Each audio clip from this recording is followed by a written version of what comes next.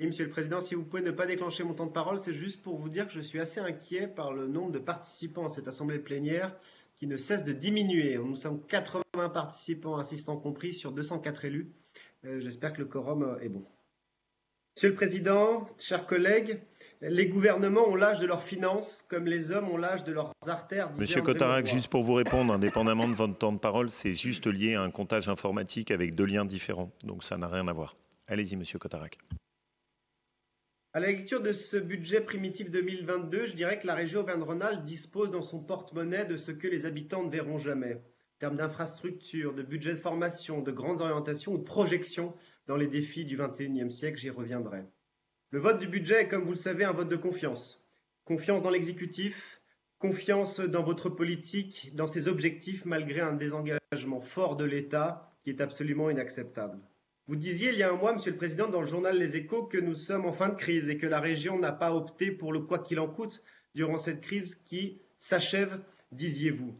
Fin de crise sanitaire? Non, certainement pas. Voyez la forme que prend notre démocratie régionale aujourd'hui. Fin de crise sanitaire? Certainement pas. Pourtant, le budget santé n'augmente que de 2 millions d'euros. Voyez la pénurie de matières premières subie par nos entreprises, pénurie de main-d'œuvre, manque d'anticipation, secteur en tension, manque de formation professionnelle, carence en matière de réorientation professionnelle. Notre région, en termes de financement, pointe d'ailleurs à l'avant-dernière place en pleine crise sanitaire en ce qui concerne les formations professionnelles. Voyez, Monsieur le Président, les 1 million de personnes inscrites à Pôle emploi de plus que l'année dernière, au mois de mai. 50 000 pertes d'emplois dans notre région. La fin de crise, Monsieur le Président, n'existe pas, le monde d'après n'existe pas, seul le monde d'avec se profile à nous, le monde d'avec les virus, d'avec les pandémies, d'avec les pénuries et des anticipations nécessaires bien évidemment de notre côté. Face à ce constat, je ne vois pas dans ce document budgétaire la prise de conscience et l'anticipation nécessaires. La relocalisation, Monsieur le Président, est une priorité évidente. Favoriser le retour des entreprises pour produire chez nous est un objectif primordial. Cependant, préalablement à la relocalisation, il me paraît davantage urgent de maintenir nos emplois. Comme à chaque fois, nous avons échoué. Vous avez échoué à maintenir nos emplois, notre savoir-faire sur notre territoire. Hier, Ecopla, unique fabricant de barquettes en aluminium en France, dans la vallée du Grésivaudan. Aujourd'hui, Ferropem, son savoir-faire séculaire et son silicium.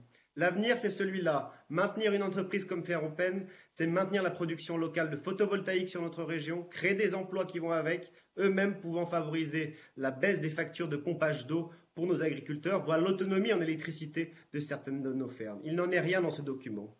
Une anticipation de l'agence économique pourrait identifier, cartographier, géolocaliser les entreprises de demain qui mettront la clé à la porte, sous la porte.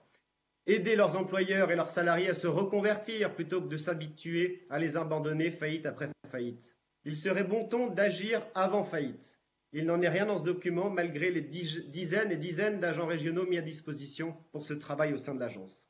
Favoriser la relocalisation, c'est favoriser les entreprises locales, c'est pouvoir les protéger à l'aune du XXIe siècle. Quid du campus numérique dans la formation des employeurs, des salariés, des futurs employés à la protection des données industrielles? Les plus grandes industries de notre région ont toutes, absolument toutes, été attaquées au moins une fois par le biais informatique et de la piraterie. Parler relocalisation, parler d'attractivité, de pointe en Auvergne-Rhône-Alpes, sans anticiper de bouclier pour protéger nos données, c'est comme demander à une poule de s'installer durablement sur un territoire peuplé de renards sans protection.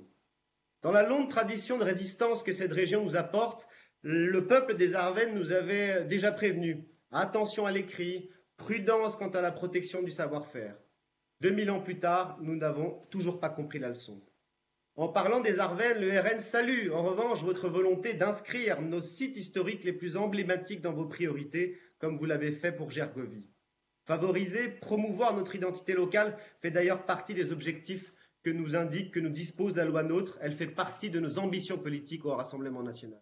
Oui, nous souhaitons favoriser notre identité, retrouver ce qui nous relie, ce qui nous lie, comme l'a brillamment expliqué hier au Parlement européen François-Xavier Bellamy.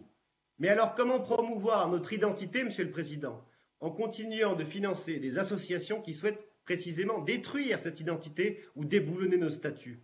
Vous financerez encore, j'en suis sûr, des associations qui indirectement détruiront notre identité régionale française et républicaine. La LICRA continuera d'être financée par vous-même alors qu'elle s'attache à défendre la cancel culture et le wokisme. Un budget primitif à la mémoire courte, car on voit que simplement 13 lignes concernent ici les forêts, notre diversité, nos patrimoines, la sylviculture, alors que le monde connaît une pénurie en termes de bois et que nos entreprises locales pâtissent. Rien sur l'avenir, rien sur le financement de la recherche, sur l'emploi du bois dans la construction, comme c'est le cas chez nos amis helvètes. Nous sommes riches en forêt, mais pauvres en bois. Ce budget n'arrangera rien à cette situation ubuesque pour favoriser le localisme. Budget à la mémoire courte quand nous savons que nos producteurs de fruits en Ardèche ou dans la Drôme ont subi le pire gel l'année dernière. Il serait utile de favoriser leur production et d'acter une préférence régionale en la matière alors que ces épisodes se multiplient. Cette crise sanitaire aura au moins eu le mérite de reconnaître les QR codes. Favorisons les QR codes en proposant à nos habitants une traçabilité de notre produit pour favoriser les achats de fruits dans nos départements et remplir ces ambitions concrètes pour demain. Bref, Monsieur le Président, vos termes que vous employez sont bons, la communication est extraordinairement bonne, mais à y regarder de plus près, il nous faudra parcourir un peu plus de route pour vous accorder une confiance sur ce budget.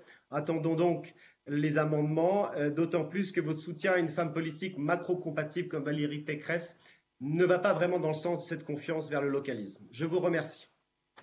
Merci, Monsieur Cotarac, pour ces propositions utiles